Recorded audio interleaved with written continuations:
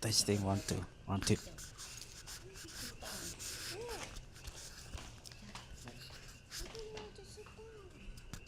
Testing 1 2. Level tune going to the anal run I go other live streaming la yen power study.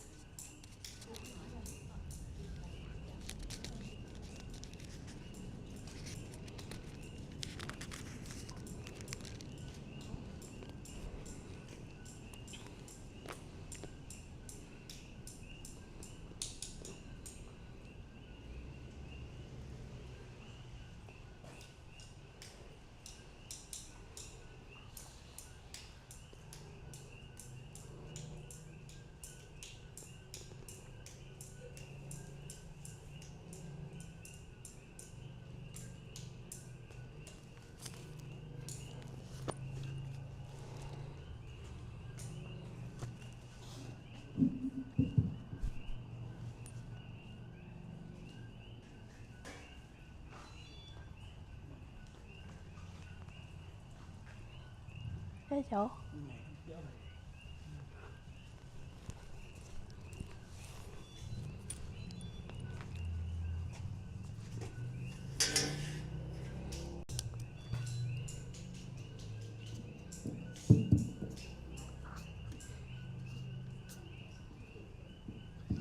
okay. Dạ có những chưa ta ngà nó lép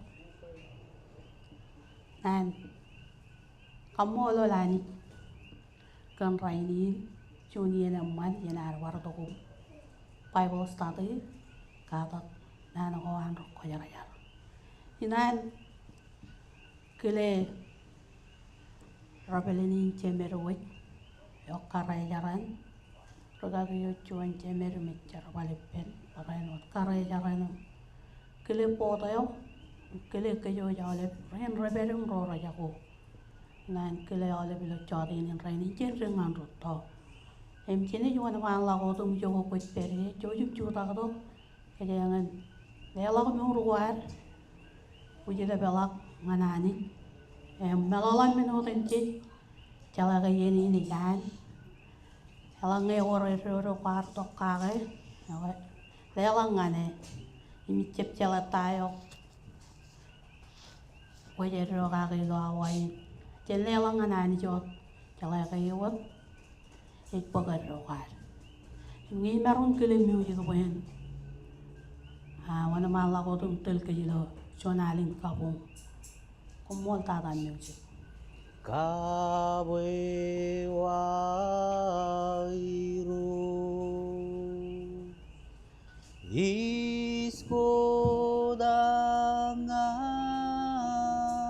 yu Kumol ros How is Hallelujah meru Hidugim ko pragya Ay ros ko baran me ur ko am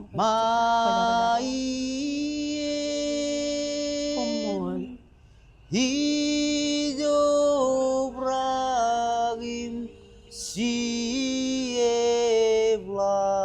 Nabaro yung ros Kawewan Kobragen Sidebewan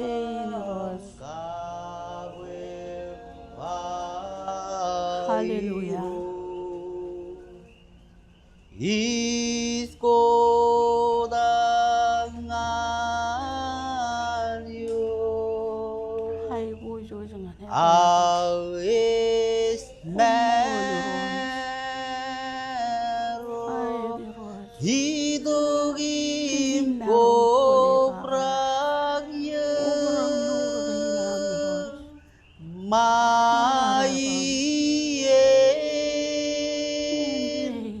hijobragim sieblam kawewa kobragen sedebewa maien hijobragim sieblam kawewa kobragen sedebewa maien hijobragim sieblam kawewa kobragen sedebewa.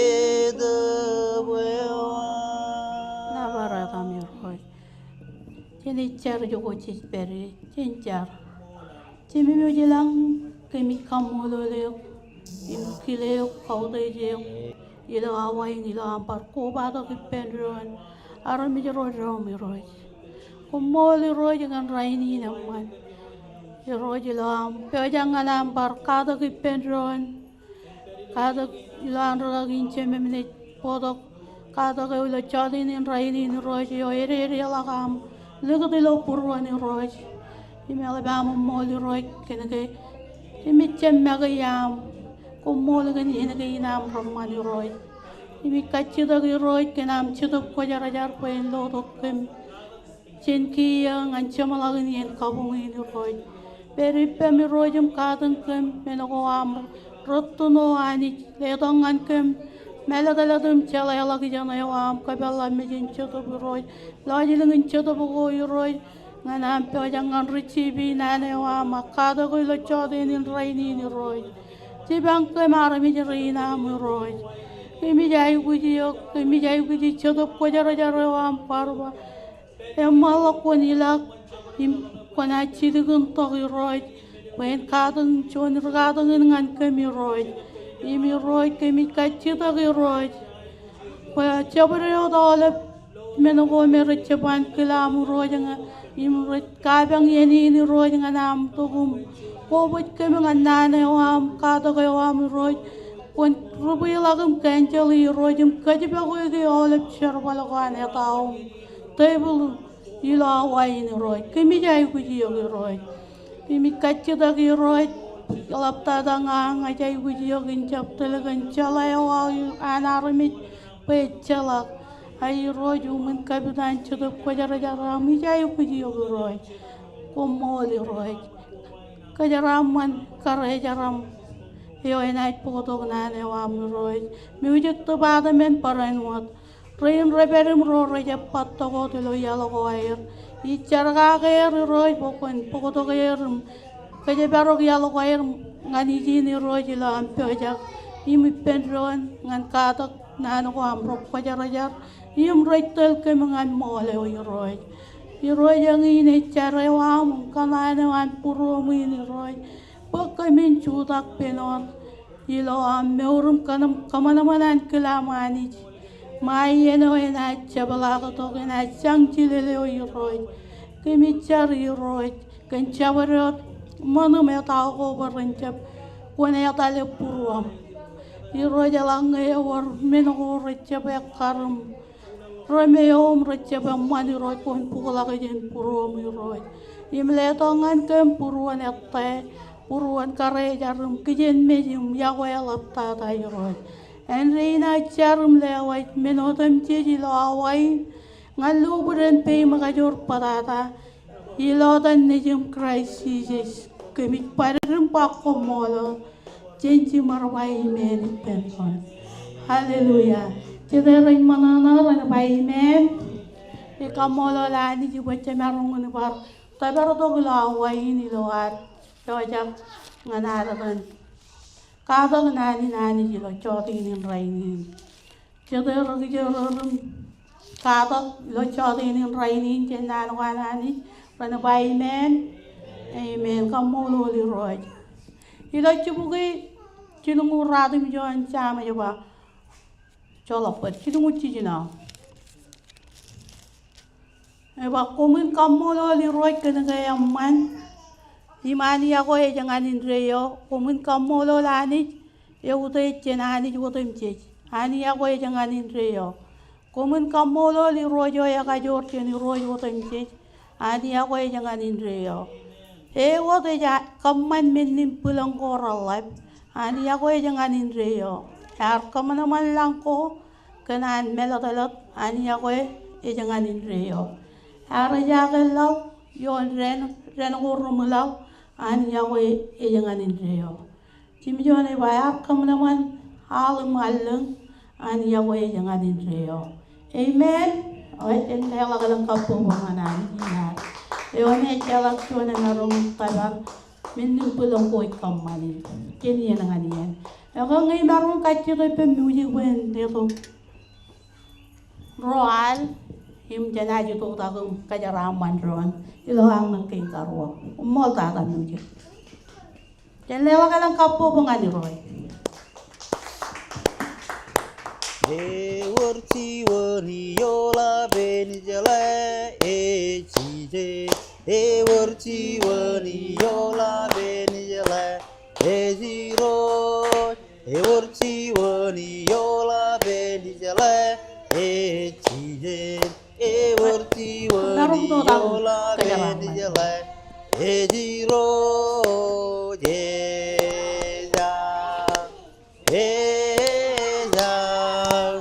Siden pero lang lengan lang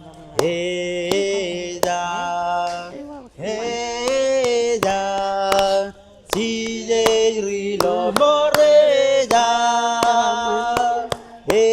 worsi wani yola benjela si worsi wani yola benjela Ejiro je worti wani yola benjela ejije worti wani yola benjela ejiro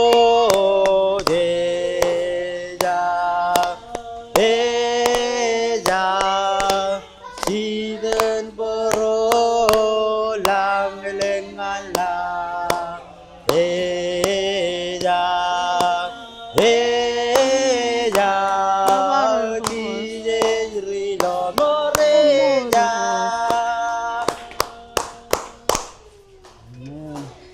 Amen, amen. Janlewa kalang kapo bangani roy. Ako kon narong cijak. Cedera kejerorin katak. Pagbai men. Kamolo li roy. Kan? Iban pagcuni na ito. Cawa kam nane cawa kam. Mini na iku jaran iki to gulo. Cemala gino. Katak inareng lo chorin ren. Komol tatar kaki. Ini kerja pelakon mainin, manikin kerja raman, kerja jalan. Kalau kadang kapo mengalir roy.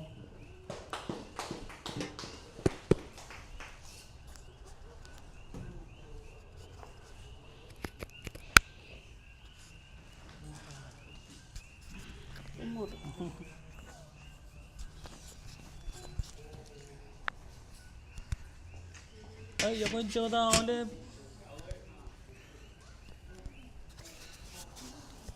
Perjuangan ya pun coba ada. Mana kan? Perjuangan mana na perjuangan ada mereka bayi men. Perjuangan kamu ada yang bayi men. Perjuangan buru dan bayi men. Agai perjuangan kamu ada bayi Allah ketua ujina bayi ini. Mereka lelah pujian kabu bunga di roji. Ani jamman yero dem jit man kamola lani jin jin beurum cero badangani ejemmit yemo em kamola la no dare ngali lo chodin rainin kamola sister karenti get beri ken jon talemman pagini namman em kamola ani ibo cebar barongon beurum tabaragado gulo rainin ak chodin rainin kadang benogo cegar pu perjuangan calaman drone naga ceberijin Pagkana kaya ani kinari man. Cibi ko maraming ciya na ngat kare tiger buen. Ciya na kami. Amman na. Ay amman ya kay. Yor jada ik man pewaja kan ronga jaga im kada nani nani berjuana ne mereka bayi men. Yor jada ik kemi mich kada gareng kar lo wonci kolak. Mereka barong kolak tayo kejar kada kage. Cedap ko aja rimta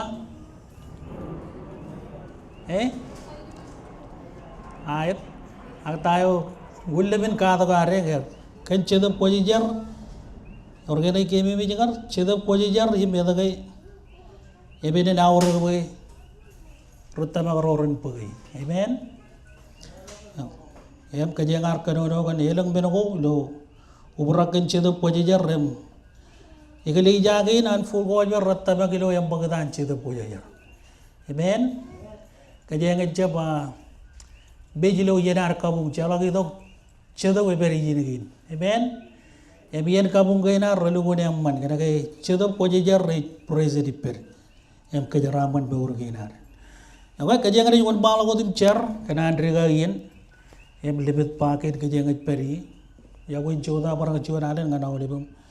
Clear orion clear brother Reynari lo podeo kabale igli jarin rar perigin arberigin kabro matar rabero dilo kabijugren gen godamu em kele le labin chide ro jo me jamar chuanalen chomo ko man kan kajeng giloan perelu yenegin romman kabro dangan bijirin robero perelu yenegin war kamolo le manir yorgen Kubatu kilo ujin again Roman.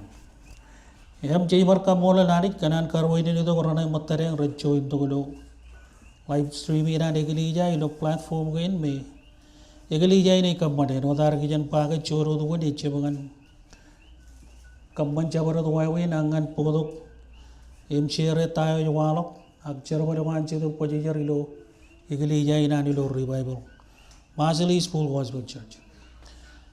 Kumaya ngam mol kanam yang kerjar ke dia, tambah kaya perigin, ane kaya kal elang kerjar ke dia. Kumaya mol tanda kan cara kami. Cencara bendron, ani ceme bijilang ke bijidong ani oke kamolo leo kan joni ane man, ke barang bercebelang tu kilo wigin ngane kadak, ke nong tak nana kuam rejma ke kadak ini kem, enang ane man yang moleo ane rorit podok, nana ko romanan kos leo. Ebeng ini lo cawat ini rainin, ke bijbar itu ke ben kamane. Cion cara boleh man perilo cionian nanin cirong wam agiloan nanin cirong wam kuarba gemin kada genir peren dong ake bedo ko kar cirong gini ebegin bedo gemi ko wado ko gemin company lo ciodenen rainin e kada ko gemin der kolok im kajo orlok im melele ala bolok kan ciji wam ro ko jar kan cause boleo yo me ko warba polom kan ole bellaw e bi roy ke bi kamolo bo e berodok ilo in ipen arbe jerinam ilo egili jain kebi kobado bagaimana perjuangan ipendro nilo ini namman kebi jarkan cedok pojijar regada gini obo ini cedok melodok kem kejaraman kem kada gini kem yang kamban bagaimana marong melele awalnya menengok rebel dan ciji ko amro ko jar ko kor kejebarogi ngan ro rejia goyo kebi lo cede den rainin kebi jia goyo ngani cem kebi kamole bo cedok ko jar eo am e berijin e cem cion force e cem cion ben pacek aga cuan arbit yem kebi kele berjuan alen ancer badi lombe urgenam kebi cer anare an presidizin manare yenegene anap tata nan genam rokko jejer kejaraman am ne jorong jagai kejaraman purum ilo den Jesus ambi roj ka brulomor chojen by bendron amen aga ilo chode den raidin en wod yigar kaldemuri komayang kay digar jebala katokan Kadagin ejagan cedap wajijar hijau tagay jareng elle jen ubrakan cedap wajijar. Moda jana wan malo ko diganan kachida ke orgai enangin experience ubarakan chida ko jar ilo wi ge orgai agar kano no ko lo wi ge orgai awai di barba chuanalen elang rai ka jagaron medina ko chijai wi boyen ubarakan chida ko jar Cetup ko jar rewan ani jai wuj boyen overrak ipedi gili jayo. Em kajar kamolo ilo elang poy benado poy chunian poy benado kajar ruguri kan poy benado ko pol agar rilak milo arabe jero lo ipchit rutta magaro. Agar jab kajar roni ra kaya karba rai wuj boy ren overrak kan cetup ko jar e bi barin kerji gili jain boy. Cebala kilo olbin wigin em wig kan edo mal bran kan edo kan cetup boy ani jen pepta ijok kan cetup ko jar rewan. ఎవరు జత భోజంగా చేతుకు కొజేజరన్ బైమేన్ ఎవరు జత గనాన్ రిచీవి చేతుకు కొజేజరన్ బైమేన్ చిలు బెనగో గజార్ కనోనో గాగి ఎదగై ఆవర్ పోజన్ పక్ ఆగా వాయవైనో పోజన్ పక్ ubrak kan చేతుకు కొజేజర్ ఎవరు గనే గేమిమిట్ చిలు యాయర్ అవగి నెనో దాగరబా కజేగన్ పుపు గండో దబా కజాల దోలు yidigin kajengit kebebet tago jagar ekada ka ngai je maini amiyang je bodok puk meneo jibain Elugun extra kajaraman ngay kubodo kam notebook ilo yen katak Bible game.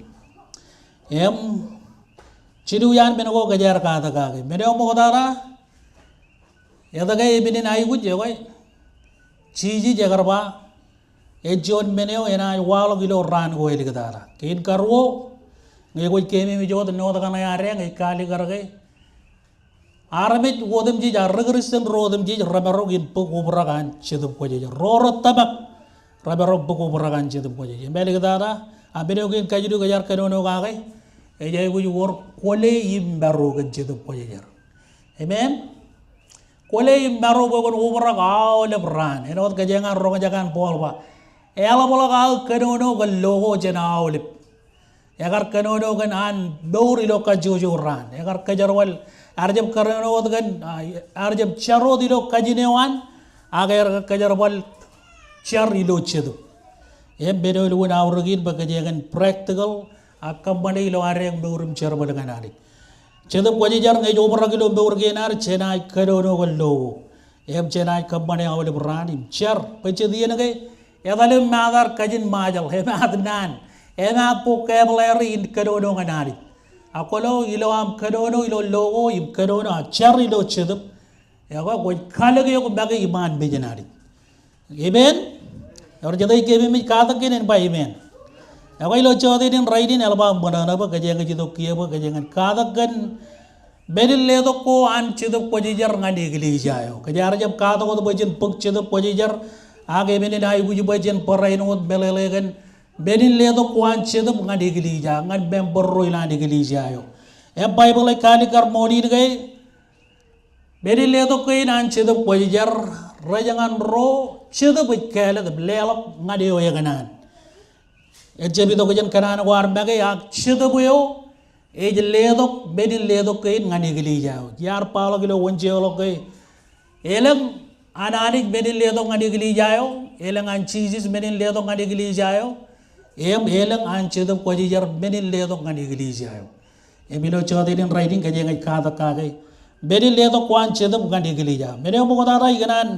kali karailo introduction inar kadono ilo logo kaje ngani juguri ragani keje meur kile chedup ran all menege de beer lagot kaje ngani kada kage gan benin ledo ko an chedup bilo chodin right padap kajidago chabarong in kachida kage Kajor imbenin ledo kuan rakarge war rakarge perwat ngadi yenegin rakarge beran walang ilo yenegin kejenge beuri orangene marong wak ragagi kalene bait yawa kabola lanich kejenge jito ko kejenge dukun turi tayo paibal pa kan benin ledo gain yem elang rekada gin menegin robojarak ilo century go mokota ilo yen wan iglesia yo age chenchuan medemon kaje ga digida wajalna ira kwalo ga ilo rogol century go ramodalak ero da yang chala ga century belelain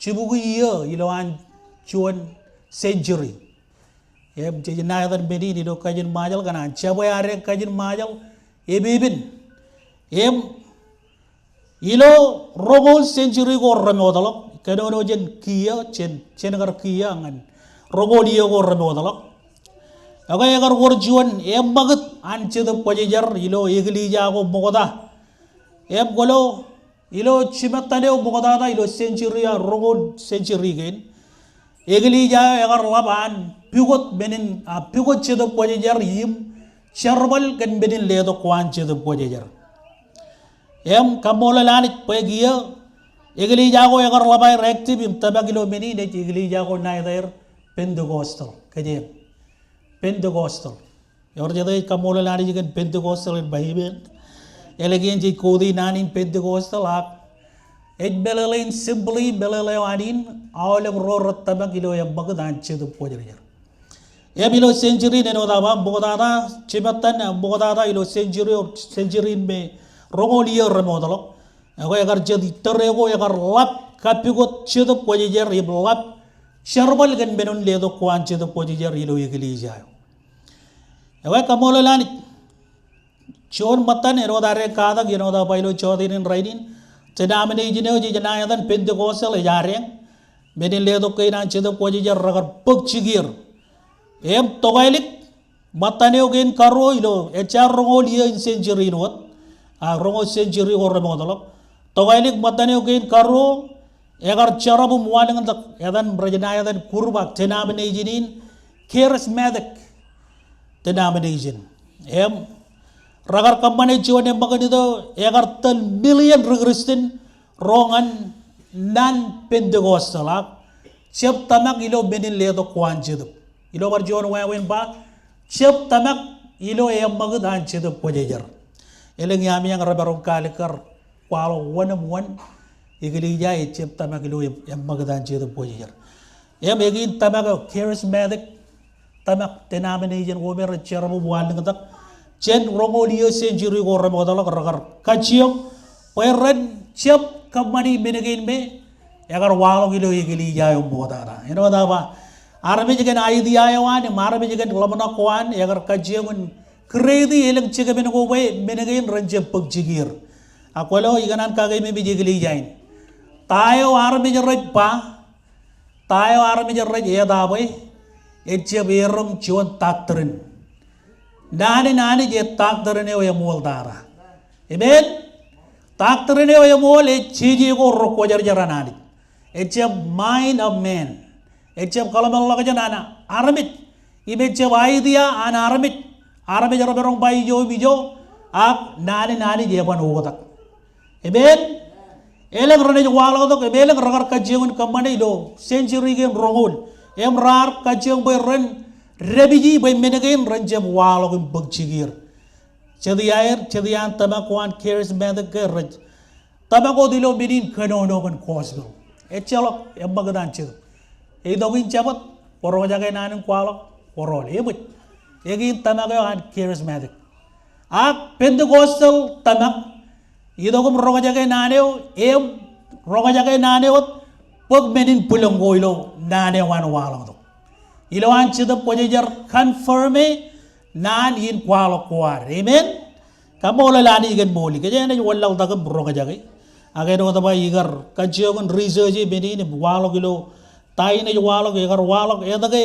egar den wor chibil emetaga agar jab one month ago tamagin century go moda anigli jayo ilo Jerusalem ke rar lo rembagdan chedo pojejar yayo erlok tayo agar kamman boy en wor tamag en chuan em igar kajeun chongon oda baro e research to ngan keje men oda ba arabe jere rajna der charismatic ragar kajeun wallang dak peren rebiji oda boy ne chelok em magut anje the pojejar rido godum cher em lor jet bar program em rol e chelok em magut anje the pojejar all men gan yen cher e program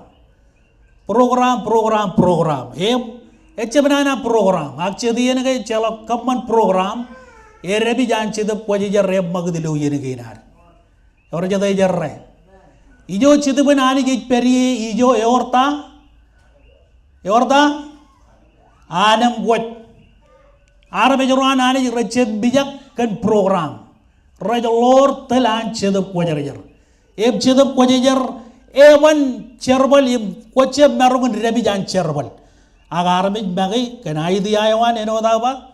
Kalamanakuan, can Kalamalajan, a Kajam with Libidi, and Menagin Pugchigiri Loyakiliyayo. Nabagi or Jebala, bigger, Lukun Barcher, Pambagin by your road. When Chibang will come in Jepayo, Rogajagam, Kazakan Menagin. A combined with Menagin, Ranwalo Gilani Gilijain. Combined with Gilijain, you made Tabagilo and Magadan Chedu Pojajar, and Parano Cherbalilo Medin do Queen and Chedu. Yabelunamban, Golong Chedu Pajam Magadai, Chedu Pajam Magadilo Gilijayo, Cobra Gilijayo, Medin Ledo Corre, follow each other Pojajar.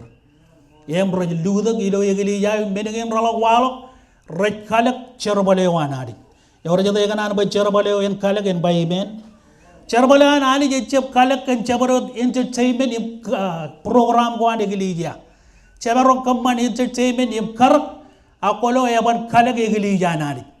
Chedup Pojajar, a I would buy and Perilo Egilia. Amen. Amen. Kamolo Lani, your Jadai Kamola Lani, you can Chedup Pojajar and by Amen. Chedam Quajar, examine a Gajangilo Wigin, or Jadagan, but Chedam Quajar and examine by Amen. Any other legate? En Chivanga Jim, Kajime, Dorgain Arbajan, Tamak, and Chedam Quajar, Rembagadim Cherabani Pediglijayo. Beno Jaganan Loin, and Chedam Quajar, Perilo Yenaganan, Yenaganan Eglijayo. Chellagido. Arabi Jobrak Ebrek Kajaraman. Igar Lale John video a while ago, social media. Lale John chicken yen chair, Arabi Joro Ragar Lukun Anam what? Emilo Egalija Ragarajab Kaman limitation, Ra Lukun Wujilabogir. Em Chedu Begar Lodogir. Kanaga Arabi Joro Ragar Karwain in the Chedu Pojajar, Nadi yen Jaraguire. Yar Rogajaga, Chod illustration John. Illustration Yagan Ujinman. Emilo illustration in a quality Joan Ruwalo Egaradalan Aburgagan Boyan Qualo. M. Kayagaran Qualo Eglija, Tamago de Lo Medin Nathan, charismatic doctrine. Eome Qualo, Em with Qualo Cherry Kajabala, Em roll. Em Ruwalo in Egarito. Kay kano the qualok, Iloanche the Pojajar Telega, Egar war Magadanche the Pojajar, Army or Raga Regajaga and Chidum Magat, Echang and Radial and Qualok, Army Jar Cobra Gijoiman, Army Jarari Dokanai Wujuai, Army Jar Pukche the Pojajar, Ebgay Chabologian Servio, Rudoroan Kabunga, Ragar Curious, Ragar Kananchele, Ta Fomilayo, Rualogin Arkajarmale, Edagay Inchuan, Edagay Chabeno there. Echebero the Rualo or Wire. Agalagidok, Ancient. Ebragar Cananchela, Ragar Kaji, Kaji Barragi. Kamen Cananchela, Tana, Company, Ancient and Quake, Kamel Berqualo, Chenani Root. Ebrualo, Nan in Melele, Chunian Middle of Quanchid, Nan in Melele, the Egar Kajarwale, Gan Rualo Rain, Megarba Polo. You cannot come on a John Wanchong and Coming. They are coming and a Pug John stage and Munuyan. A Pollock in Ligadi Nilo Freezerin. A Chalak and a Yad Nibbin. A Chalak and a Yad Nibbin stake and Warbury. Apollo Yenot was Ligadi on Kiji again. And I John Menu and a Kangal dog Elang Perni Bagay. Apollo Tayo Jago, Shadaway Jago Luigi. Chedabay would wait very low again. Emil would moll. Egalija, I wouldn't expect a canan by an wall, Chedu Pojajarilo, Yen Jarwire. Katabarang, in Woodenariang, a Kadagilo yin Bakajagan. Catalog by Chedu Pojajar and Puck fully controlling Egalija. Eurajade Kabola and by men. A Wakaja one Malago Jenijin, and Odabaga in true tax genuine, a Kalika, Yadaga, war over that. Yayo Yagaradalim Walo, you know that Romol century war Rabotalo, century Belelain, Chibugui, Iloan Juan, century, Juan de Babin, Juan Kada, Eluk Quidin Idok, Akamolanari. Kaya yang walal takot. Pero ko ikanat ka doon o kakido, chodinin rainin rajalajar kenudin. Eor radim juan menin ledo ko an chedum ko jarijar. Radim juan. Rewa jangan aramin jari terumba. Radim juan. Cekilo no tanam kia wenge. Iwar rol to kilo wenje lal. Iwar kaji digini ko weng. Em kaji dig yain kaji yang beri. Radim juan menin ledo ko an chedum ko jarijar. Rem roj walong kilo pogin juan koren. Chogor ro jebada. Eben yon kajian skibi yon ngan ajab. Em kewa jangan cimjo long ngan chogo juan yon. Kajian ba ele kalau kia Bible kuaren. Ngan bogun dia bijut acolo bot bogun John koran kalau jadi ni kebe bij wanar cie bogun koran receh pol agak jam malale motah na iba pol agar jab kenono to logo aga agar bor kahadegen kan menil le to kuan cidep kamu lelani jikan obrak kan cidep ko jijar aga menin ai wuji boy Cina berkata gini geli jayo gan menin ledo kuan citu. Amen. Kajangan ada. Cungoro jabata.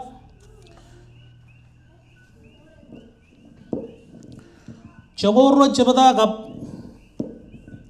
Ya beri yon kajangan di riti bukota ada. Yang kewa jangan cijilim jon yon lang wajangan cungo jon yon. Ini kenono kan hugo kana Allah bro. Iba kia menin ledo ko racap ein wachuan. Actuan would chidup. Amen? A gajan lel was on chidim junior.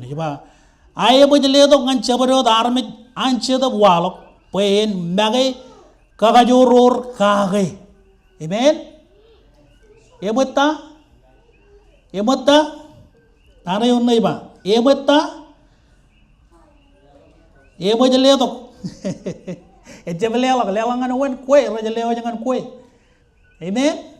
Eba ledok manan na kajarwal. Eba ledok kencedep wajar lelok ngan cabaro darmit ancedep walok poen mage kakajoror kage ki radi to kiyo iba poengan ciwan ego yang kana aje jiwan poengan ciwan ar lelok mage lo pai bon nam eba ngan ciwan ar lelok kencedep nan in melelet ngan barcuan alelok nan in cele ak cele lok jam ekar ngan cedebuyo yib ngan barcuan tanak ilo cedebuyo yib ngan barcuan kapaga kokko ilo wok bolona iba kejmur ilo cuan wat cedep yib ngan barcuan kamanaman benin pulonggo yib ngan barcuan regani jugo Imangan barcuan kele cida berang, imangan barcuan kenono ke logo, imangan barcuan kebelele ke logo. Acuan wat cida, carbale menegain watam cid, imaje jangan cabaro darmit, wat kanan. Kajian lelam pujian kabubungan cida pojar-jar. Amen. Cida pojar-jar recep kuburago degli jayo. Ak cedep ko je jaraj parainot lelok benin lelok ngan igli jayo benin lelok kain rajal lajar gijin edo tam yang lalan dan bacuan ngai ko teg no dot cedi lawani odegain kaje ngai kalim jege yo radum jon benin ledo ko rejele bolay kebele legi ngan kaje dan bacuan ngai ko teg not nan in melelek cedep bo je lelok nan in melelek Kain karuo nan in chalai kajin belian ay kajal bol knowledge of wisdom or knowledge em kain kajilu tamak wow lab an tamak em kain kemen kapagakak ko aga kejmur kain kawalem kabanaman benin pulonggo kain kajijino reganit kain kajijilim jon kile cida berang kain keralidak kadodo ke logo em kain keradam jon kabelele ke logo yor jada jelo menin ledo kain an cida ben by amen cida wajar jar de ledo menigin ngani gili jayo ece berga kiro chedap wajar. Beleng yaru jilan igli jain kap igli jago arut chedap ikana lelok menigin ngadir. Age no da ba elengin che tenaigi an chedap yang magdipper im kajar balgin. Bede mo da jai wuji memenin ay wuji ben walok men le to kwan chedap igli ja ay wuj umrak kan chedap wajar.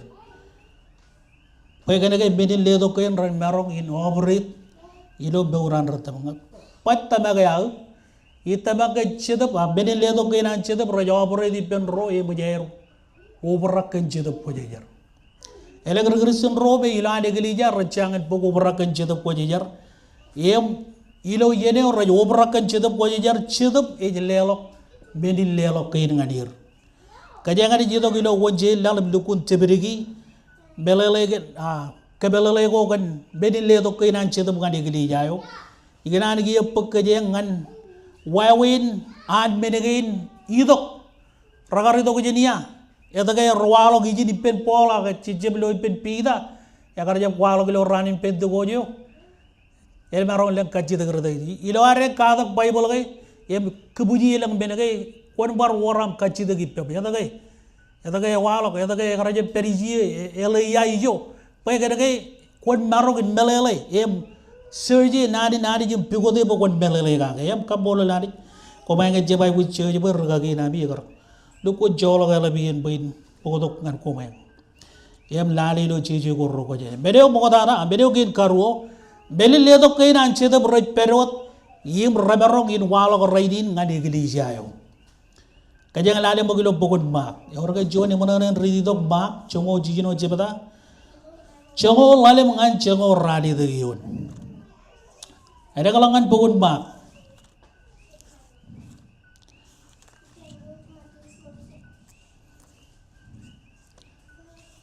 mak rongor ralidak cebada cengor ralidak ngan rongolion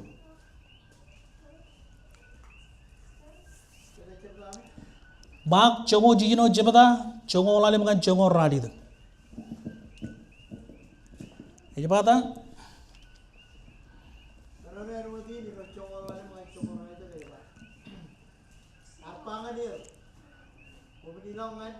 Oliver Duck in Carlos Corporal and Arby Yogamji. Chavarago, Tamak, Victor Night, Long Orane. In Chavarago, Chaptamak, Night, Yaga. George Yoriva. Night, Lela, Nandro, Tamak, Kagalen Kajur King. But I Kaju the Hall Timon, you know that. But I cannot Kajin for whatever. Orang itu kayak jalannya pada cup serban, koi mirak koi sih, macam mencoreng, pada dekat player yon, orang jenang lebih imran itu, kaju orang itu. Kumol darar kalian, kumai jaga loy benin le to kuan cete bujana.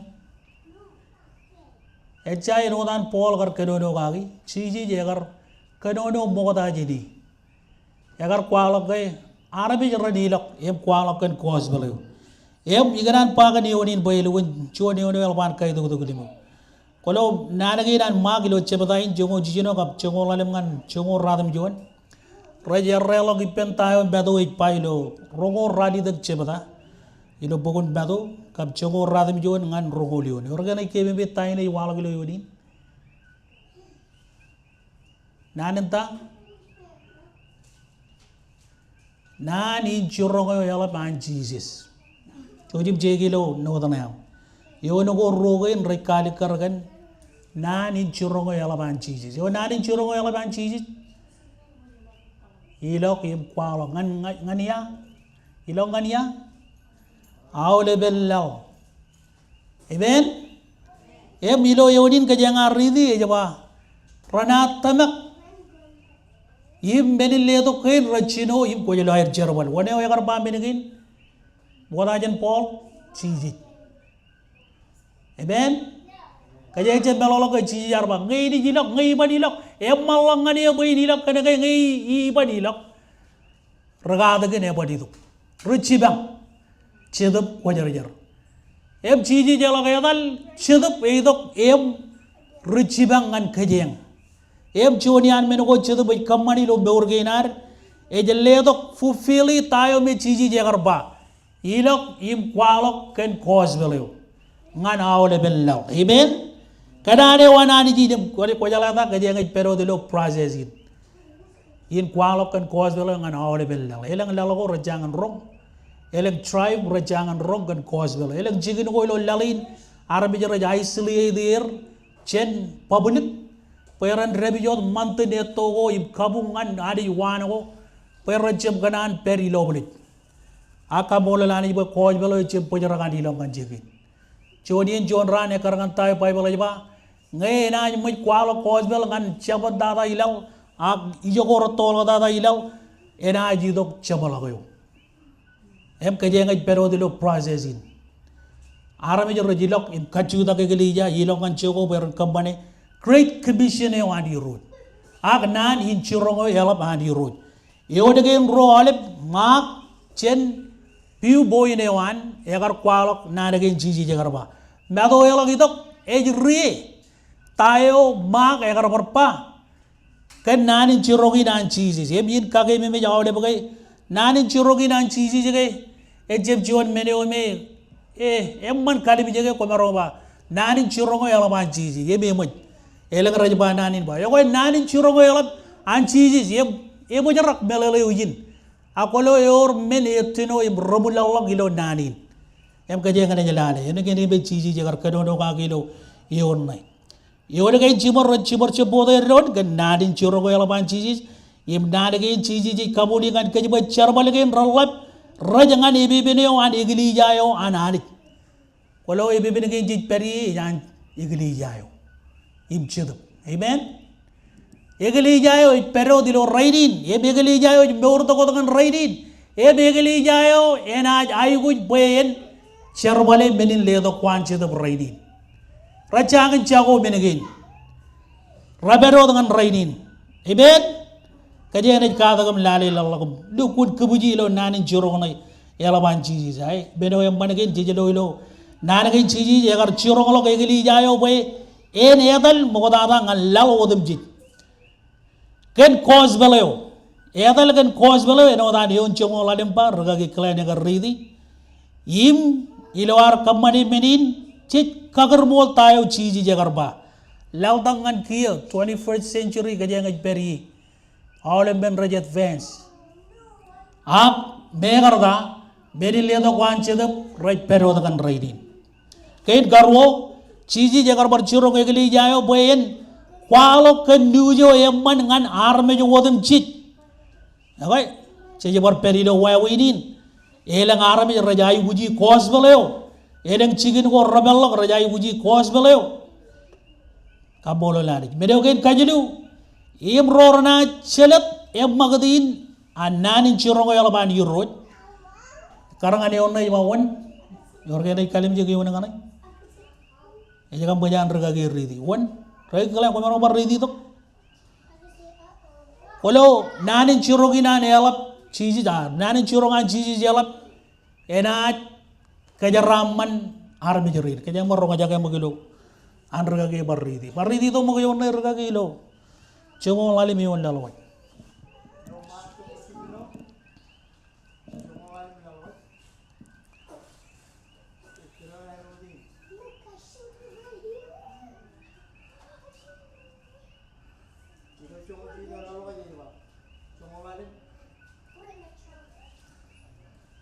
Arpangadir, Mumadilangan, Oliver Love, in Kala Paitron and Army Logan. Don't you know Chabro, stomach? Pajaragi Jana. One rain Ranaj Puk Kajaraman, Jen Cosbelin, Redimor Barridimak, Roratanga. Roratanga Ranaj Puk Pedifin Cosbelu. Amen. Em Chonian Pedifin Cosbelu, again Kajang Kadono Agilo, Chodin in Raidin. Kajang and Joel Ragagi Komol, Komolanam Garrit. Roranat Tabak. Age all of Romantak Jin century one Igili Jayong and Kia, away Armajor Ratabagilo cause below. E jaram jero rain recharaman chen nani chirongo yala. Amen. Chejaraman kan nani chirongo yala ban yirot. Chiji jagar je pojorogot ilo ancherogo biji aga yagar bangan regaloro imrichi regoro ilo ngan aole bellau. Yagar je bawar bayran perodilo Jerusalem agran pogai kosbelo ngan aole bellau.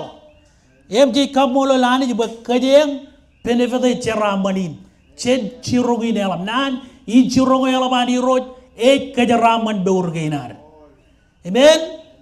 Chelu kunin ceraman kan nanin chirogi ilo amnet pa nanin chirogo yalab wallu kun kalaman lagajan keja kalagan kan ceraman ay walo gajan bedin. Siapa nagar perigin, siapa nagar beur, cediareng ngai include cene nagar bejo de to. Akka molo lani jigan nani jiruginan. Ciji jagar kabelok yalo ngal lomor im package jito kilo lomor ewanani complete package. Echep chuan meneo ejimetan ag eligio. Amen. Ilagam kammane cherbalana ni kwalokan kosvaleo ani e chudak iligin am kammane. E mani je cherbale melin pulongo ralabro pugjigin ilo beurewam. Yatagay nanin chirongin elan. Okay, kia cem melolak. Originated egar walak to kajen nan in chirongo elan. Benin kajaraman kain anchedap radam joan ak benin ledo ko anchedap radam joan red idok chen packaging. Red complete packaging ani ngan raw ranat tamak. Kajen kamu buku yani jigen bolin. Kambolo lani. Chalap ngamaga ibar role bar je igaraja kada kota irgun kebejaral poe kana kay ngar maja le jam ngar ruju e chalong ne jagar ngayaro dengan ruju kay iba ngar ceraman akam bolo lani ba ci yewa polo kay ngan hawle bella polo kay ngan hawle bella e walo remaja le do medin amen ka bolo lani yoy ken kemen bedil le do ko yilegin kajor wodum ci bedile to kwan cheda bugai raj ilagin kajor wodam jit allalin igana ba kon kalim jeg menile to kain ga rachep ched kajor go ramajano agra supernatural nani supernatural melalin kajor ilagin kajor wodam jit menile to kwan cheda rolak lord to rutta mega egar tamagilo nani chirongo ela kamani cherbale kwan cheda benagayan rakajor wodam kajor. Amen. Kaya kaya lale tangan ke jari di nanin melelet. Ejelelo ngan cabarot, cita bejelelo ngan cabarot. Iyo ya kanan. Amen. Nanin calelo kajam. Ejebar lelo. Kanono ko logo, yim kemelele logo, cita bejelelo ngan cabarot ya kanan. Cita boy kamman decision. Ejito takilane kili jayo. Lale wan, woi, yo, amo yang bedil leo. Karena kaya kuarta mak ilo nanin juru. Amen. Eno tawa, original itu lauta kaje nanin juru kaya wadi ru. Chip jual package dirik, alukun complete package menin. Ani jagar kaje ramani ukagai. Amen. Yam kabolo nani jigan bolin. Tamanay rajanayadan kan chodian medigida medile to kay rajin kuludilan medide kadodo ko logo em rajaba technical term yawan kadono ko logo ilo kajin Greek kolosoloya emman term kadono ilo logo cicem belele gagi em koba lagi pen medigin kajuta kolok timan ran one merongan kar kemane Roratamak. Amen. Roratamak ranat kamani benigin. Em kamolo lani jigan luda kan cheda pojajar yo degeli jayo. Kamolo lani jigan degeli jago an Pentecostal. Ratamak ilo em bagut an cheda pojajar kadagay ragabare tamak ilo boli nagay cheda pojam bagut ngan raidin. Cheda bo de karaja walo ko dilo ranin Pentecoste ak cherbal ngan raidin. Kamolo lani jigan cheda pojajar. Kemeur renangan biji berwalo kilo benin ledokin. Wow. Eleng raja baya ko ledok chen wen war menin pulang. Eche bar biji we kemeur. Eche bar biji o em tay dalawan. Em stad jiwan. Ak chedaboyo ek kamani minigin. Chedaboyo ek cherbane lo meuran yo eganan. Ime kajerbane lo kananewan. Or jadi kambola lari. Eleng yareng ilani jini ke eber menin ledo ke nipin. Or yareng eber menin ledo kun kadono kollo. Or yareng eber menin ledo kun kabele lagi logo. Or yareng eber menin ledo kun kaju tak kalau di meneran kaman menin pulang. Kame or ro renangan mit. Amen. Cece pulang itu kaya warren meur. Kalau kan kaya cedap cerbal. Cedap yang magut. Cedap function ilo egli jayo. Ebelok function cedap pojok jargai. Ebiroro an cedap yang magut im kamari menoko yang kanan ilo an egli jayo. Amen. Bolin echalok cuan enaju gudai. Meneko kin kalanim ilo poinin kin karo kajangan rong jagai. Ilo cuan wawen kemelalayo ya karu egin. Walok kan cause belayo imani jid kaben tayo jid pagan benin ledoko raj ilengan kajur wodem jid. Ini barba. Walok kan cause belayo jid pagde waren. Kaman benin pulang im kakalayo jid pagde wan chedep. Ko jaga lo juan benin yo kata kijin. It's not about us. It's bukan kit. Elang rai bang nga. Wadinan war kai dia wadinan walok meneo nga. Ak echel juan menemon. Chedap ewe kampane cer bodegin. Kambola lani jigen chedap pojejar. Ngan beur ginar. Elok peri kejar bodegin. Echer bal idu lawa idu ligin beur ginar. Ebe podok elap kejaraman. Marbe jara jim pek. Agar be jara pek kejaraman. Chen beur ginar. Eno dan eudin pa. Ngekajar review dengan aja pa.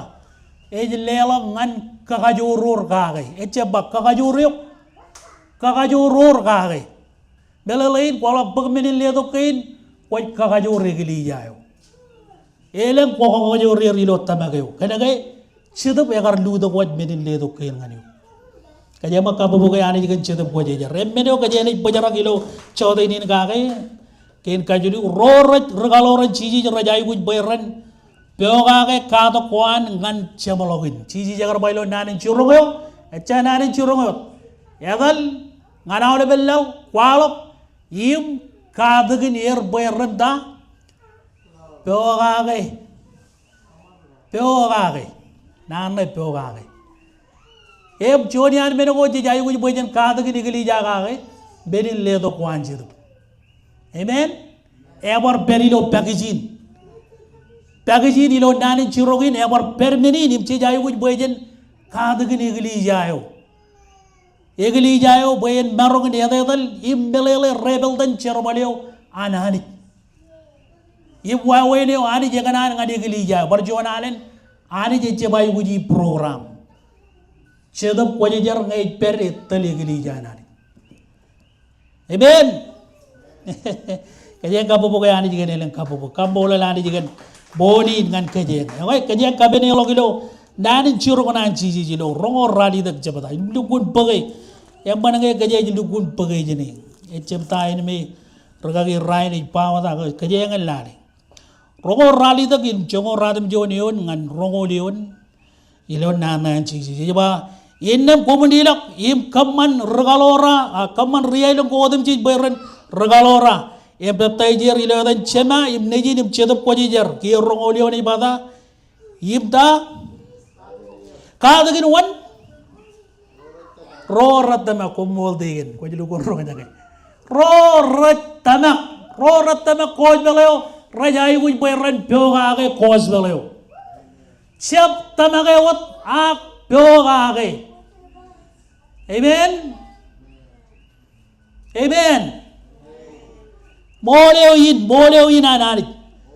Egar Japan by away, while of Maria Rimgeroga Emman, Takatalawen, Ren, Kaman Chabaron Men Raganan. Ran Kajarban Lobo and old Kane Kaman Kajak. Agaba, Kadaginir, Golo Kadaginir in Melali, Kaman by Ren, Kajabarok Burun, Quajarajare wire. Where Rancham Chaji Yaranila Yellow, Ranchella Kajaban Nana Janeman.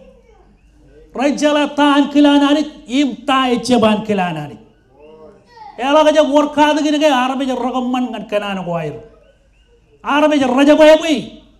Come all and I can qualify. Eman Arabic you don't Lomora. Even in I would work hard again. Cardigan by Arabic run Pogage, Nano Yard Chirungo. Gigi Nejaba. Yim low eat peri baby, you know them jit. Nganchamologilla, Kajamalella Kaboboganadi again. Kalaburina Nadijagan, Nani Chirogo and cheeses. Ngan egli jayo poen kadagin Arabic em jonian men wo yigarwage minin elikun jon minin ay wuj ba regression roylo century ran melale ba chiji jagar na way niyo ngan nanin churogo yala poen etorot lalta gilo ebe ben go boda ngan kiya poen ran kadagin egli jayo gan menin ledo kwanchir Elang Ragagi Rajab Ganan, Kadagin Arabic and Bedile the Quanchidum, Ibelang Ragagi Rabun Qualok and Chidum Quajar. May I Chidum Quajar Relgun, Rebecca Beckham Ligio, kept a little nan in Arik, Agric Chamkanan Qualokage.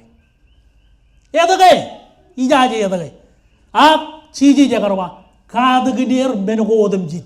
Jodian Benego Gigi Jagar Kadagan Ragaloro, Kajar Rogajagar Kadaginir Chidum in Atelier. Chedap and I Paraguay and Chibangir. Em raiding a chelo. And Odabaga raiding, Kaburo Mujo Arin Cheloe raiding. Imgai Molem, Komanga Barcamole Bedin. Kaburo Mujo rain again. Chelo Bantak Jen, Yedo me Jagar Kadono Gagilo, Romo Century go remodel. Puebenado in Boran Army Jagar rain June. Agarbe Joranadi Jagar Chido, Ime June. Chip. Elabay lean toward Pentecostal, chip. Elabay lean toward charismatic. Tabago Megan, Quago the Mut. A jalop, a jago chitop, chitop a garo than a dinner. A jalop chitop below yet again. Nane or that Jay Wuji. Again, many or Tamage. Qualo the Nano, Jay Wuji. Aqualo, Paul a Jebber Railo Bidin. A made violate the tile. Richard Paul at Cardigan Galley. And began out of a Gajan and Egalogulani. Paul at Luquin Proclaimi, Medin, and Bay Luquin Cardigan Egalijayo. Why away Nanagar cause below either Nankus? Emenodava, Elang Arabic and idea wire, can Kalamalagan wire, Rajalamana way and dream. Up Echebin 10 adi. Nani Chirongan Adi Elgulab. Emkajaman Ladi Chun Thessalonica. Chon Chebada Kabul Halimion. You are a Jonagana Ridido, you didn't get Kaja. Chon Tajalonica Chon Chebada Kabul Halimion. Emada Yen Kajani Bajaragajim roll them completely logot Kadagin again. Or Jada Mananagan Kadagin and by men.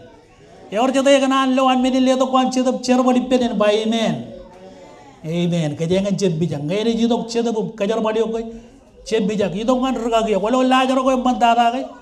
Ngayon ko jangan cedap kamane John men ngadiyo ito kung pangan regagi your John men kia yurojik pa iji mo yan kia regagi yo eno John yor toilo meurin cedap ngayon jelo ya gaji ced ena katalog yen pe benagayin ren pagcigin amen lajar ko yung managin okay rito mo tanda Paul aja pa John tajalo di ka John cepatang lalimiyon John marang ke ridi tu,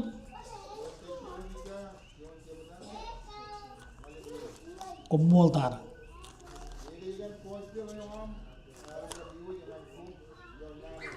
Oh, penjara murti kan? Agar je bidong kan kom ilo ta?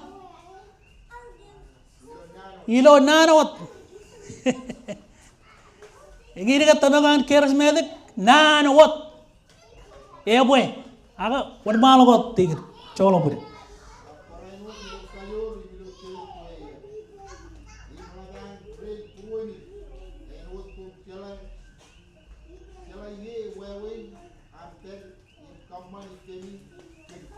Wow, kaya ka bubugay chero balang chito pwede jero. Wala ba kolo cause balo kay chep pwede kwala ko dagay. Cause balo ko ma receive chep ka nanawat aken demonstration an chito pwede jero. Kan kajoran chito pwede jero. Again wun ngai ba jero really kalau ko chep pwede ba wun na nagaron Paul chelo Rome ba i chep chok kan cause balo kan kay kajoran ani. Pwede lo mo ran armit. Kadang agar jam udah lo nan, ak ilo demonstration, anci tu pojar jar.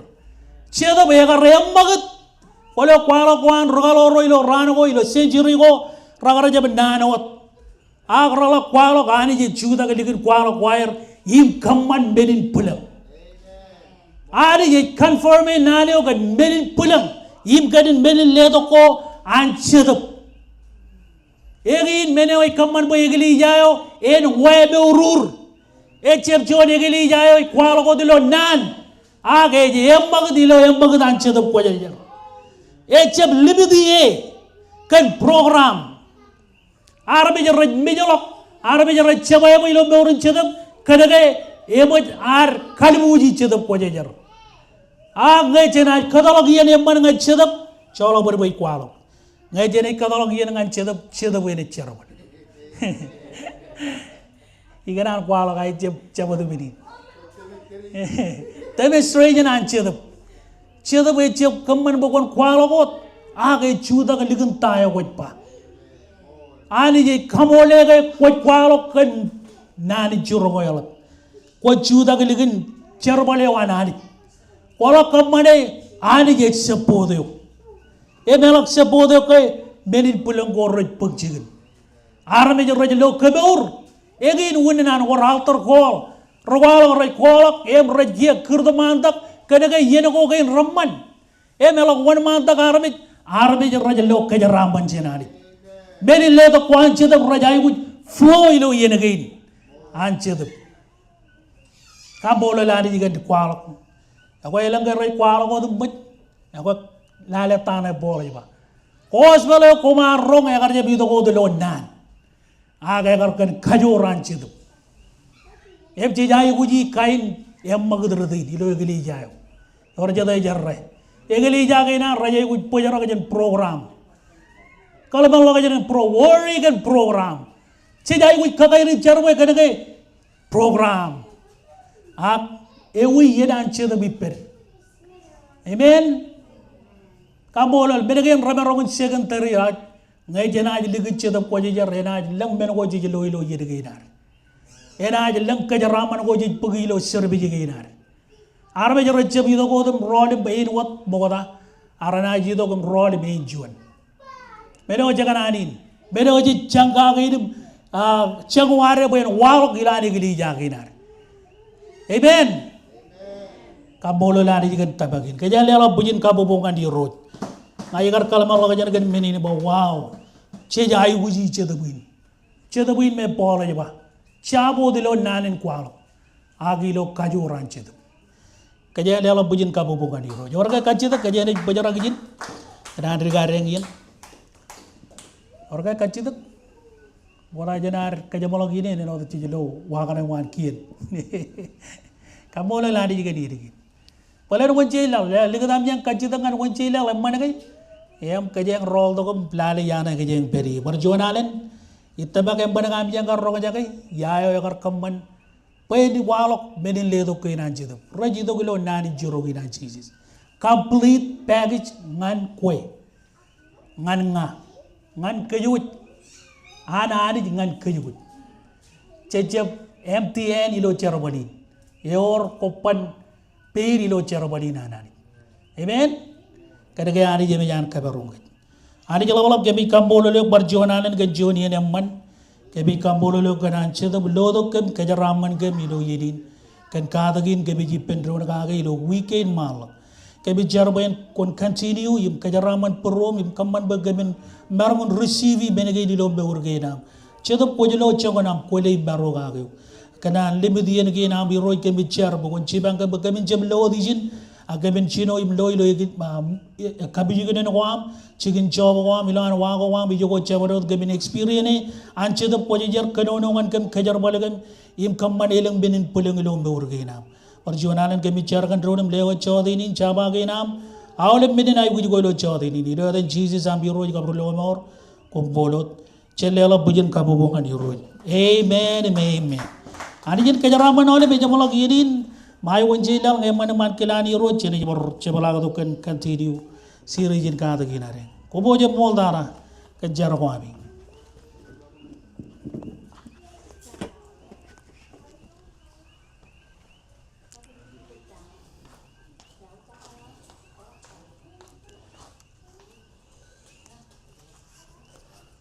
Bol dara